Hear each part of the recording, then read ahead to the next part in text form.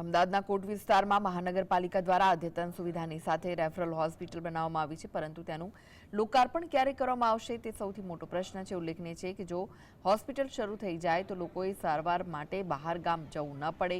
કોટ વિસ્તારના લોકોને હાલ વીએસ અથવા તો એલજી હોસ્પિટલમાં જવું પડે છે, જેથી ત્વરિત હોસ્પિટલ શરૂ થઈ જાય તેવી લોકોએ અપીલ કરી હતી।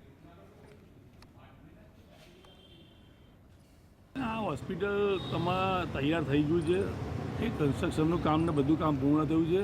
હવેનું કામ જે ફર્નિચરનું ને જે પેશન્ટ છે, ડૉક્ટર છે, જે કેસ કરવાની બારી છે, આ બધું અલગ અલગ જે સ્ટેશનરીથી મળીને જે બધી વ્યવસ્થા છે એ બધું કામગીરી હવે ચાલુ થઈ છે।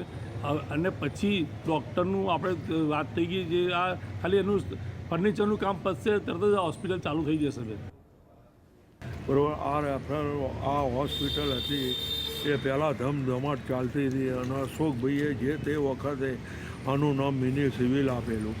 મિની સિવિલ આપ્યા પછી એ લોકોએ અત્યારે બધાએ ખૂબ મહેનત કરી અત્યારે સારું બનાવ્યું, અને અમે એવું બેન ઈચ્છીએ છીએ કે ભગવાન કરે ને આ બધાની મહેનત એડે આવી જાય, સારી મહેનતનું ફળ મળે અને હતી એવી ધમધમા હોસ્પિટલ એવી અમારી ઈચ્છા છે બેન। એટલે તમે આગળ તમારા મીડિયાના માધ્યમથી રજૂઆત જેટલી થાય એટલી કરો।